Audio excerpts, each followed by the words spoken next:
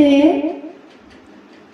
देश विदेशमा बस्नु हुने दाजुभाइ दिदीबहिनी सम्पूर्णमा 2083 सालको हार्दिक मङ्गलमय शुभकामना व्यक्त गर्दछु। नमस्ते।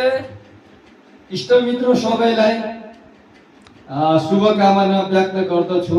नयाँ सालको प्रगति होस् भन्दै सानो एउटा मादलको स्वरमा म्याडमले गीत गाउँदै हुनुहुन्छ, उहाँलाई तालमा सुर मिलाइदिन खोजेको छु।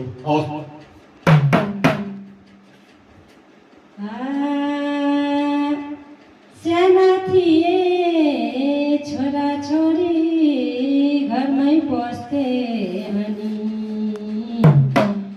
साना थिए छोरा छोरी घरमै बस्थे अनि, परदेश गए ठुला भए बिर्सिएछन् भनी। बुढी आमा एक्लै घरमा रुन्छु धराधरी, एक्लै दिन काटेर बस्नु कस गरी।